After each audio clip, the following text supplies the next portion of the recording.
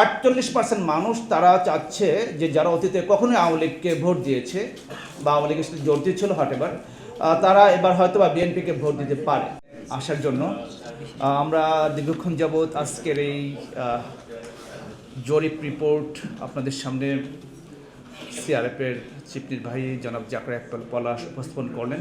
এখানে কয়েকটা বিষয় আমি একটু দৃষ্টিপাত করছি। সেটা হচ্ছে যে আপনারা দেখেছেন যে মানুষের ভিতরে যে ভোট দানের ক্ষেত্রে বা ভোট দেওয়ার ক্ষেত্রে কতটা উৎসাহ উদ্দীপনা।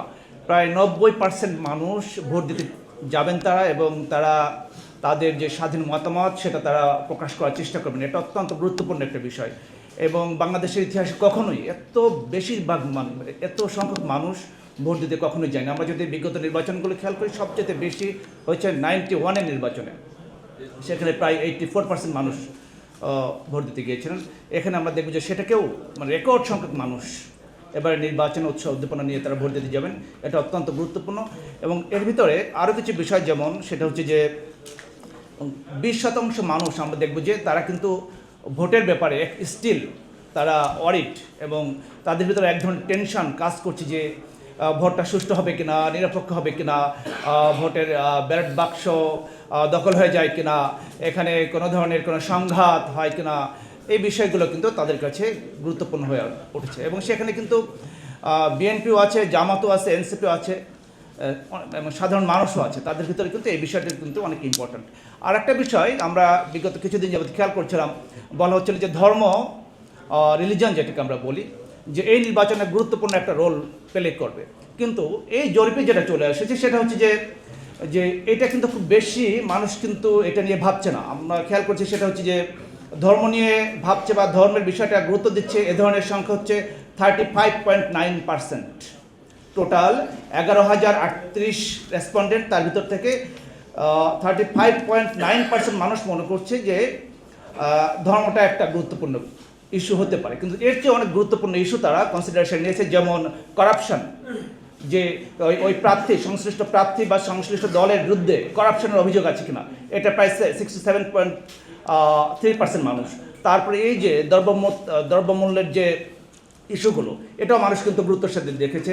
তারপরে দেশের ডেভেলপমেন্টের সাথে জড়িত বা ডেভেলপমেন্ট করতে চায় বা ডেভেলপমেন্ট নিয়ে কথা বলে, এমপ্লয়মেন্ট, এই বিষয়গুলো আছে। কিন্তু সেক্ষেত্রে কিন্তু আমরা দেখেছি compare with other parameters, religion কিন্তু খুব গুরুত্বপূর্ণ কোনো রোল এখানে কিন্তু প্লে করতে পারছে না। একটা বিষয়।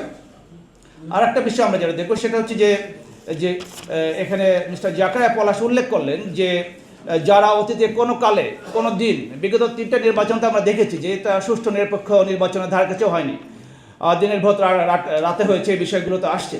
কিন্তু এখানে আমরা দেখেছি যে 48% মানুষ তারা চাচ্ছে যে যারা অতীতে কখনোই আওয়ামী লীগকে ভোট দিয়েছে বা আওয়ামী লীগের সাথে জড়িত ছিল হটেভার, তারা এবার হয়তো বা বিএনপিকে ভোট দিতে পারে।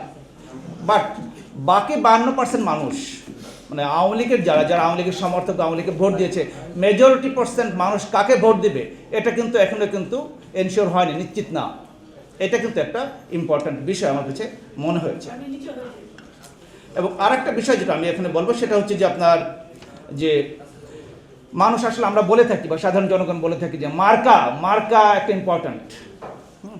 আগে ছিল ধানের শীষ, নৌকা, এখন নৌকা নেয়, সেখানে দাঁড়িপাল্লা চলে আসে, দাঁড়িপাল্লা আগেও ছিল, বাট মার্কা একটা ইম্পর্ট্যান্ট ফ্যাক্টর। বাট আমরা এখানে দেখেছি বা এই জরিপে দেখানো হয়েছে সেটা হচ্ছে দুটোই কিন্তু একটা ইম্পর্ট্যান্ট, মার্কা এবং প্রার্থী। মানুষ প্রার্থীকে দেখে ভোট দিবে, এবং অ্যাজ ওয়েল অ্যাজ মানুষ দলকে ভোট দিবে, পার্টিকে দেখে ভোট দিবে। তো এটাও একটা ইম্পর্ট্যান্ট ইস্যু আমাকে আজকের এই জরিপে আমার কাছে মনে হয়েছে। এবং আরেকটা বিষয় যেটা সেটা হচ্ছে যে এই যে আসলে মানুষ কি সোশ্যাল মিডিয়ার উপর নির্ভরশীল, নাকি যে আমাদের যে ট্র্যাডিশনাল যে মিডিয়াগুলো আছে সেটার উপর নির্ভরশীল, এই বিষয়টা কিন্তু এখানে উঠে এসেছে যে মানুষ কিন্তু দেখাচ্ছে যে টেলিভিশনের উপর কিন্তু মানুষের এখন অনেক আস্থা। সে টেলিভিশনের সাথে ডিরেক্ট টেলিভিশন দেখে হোক নাকি সোশ্যাল মিডিয়ার মাধ্যমে আসুক, মানুষ টেলিভিশনের উপরে কিন্তু মানুষের একটা আস্থা এখনও আছে, এবং এটা প্রায় 70%। এবং অধিকাংশ মানুষে আমরা দেখেছি যে প্রায় 73% মানুষ তারা কম্পেয়ার করে এবং তারা জাস্টিফাই করে, এবং এটা কি ভ্যালিড কিনা, বা এটা কোত্থেকে আসলো, বা এটা পারফেক্ট ইনফরমেশনগুলো প্রোভাইড করা হয়েছে কিনা, এই বিষয়গুলো কিন্তু এখানে ইম্পর্টেন্ট। তা আমি মনে করি যে আজকের এই জরিপটা প্রায় 2 ধাপে এই জরিপটা চালানো হয়েছে, মিস্টার জাকরিয়া পলাশ বলেছেন।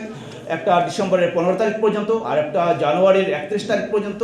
তা দুটোর সাথে কিন্তু আমরা দেখেছি, উনি বলেছেন যে একটা কম্পারিজন এখানে হয়েছে যে মানুষের মনোভাব কেমন, বা মানুষ কাকেদেরকে ভোট দিতে চায়, কীভাবে ভোট দিতে চায়, মানুষের কোন কোন বিষয়গুলো নিয়ে সংখ্যা এবং প্রার্থীকে ভোট দিবে নাকি মার্কে ভোট দিবে, এই বিষয়গুলো কিন্তু এখানে উঠে এসেছে। তাই আমি মনে করছি যে এই ধরনের একটা জরিপ সামনের দিনগুলোতে গুরুত্বপূর্ণ রোল প্লে করবে মানুষের ভোটদানের ক্ষেত্রে। এবং এই জরিপের মাধ্যমে উঠে এসেছে যে সাধারণ মানুষের যে ভোটাধিকারের যে চিত্র, সেটা কিন্তু আমরা এখানে পেয়েছি।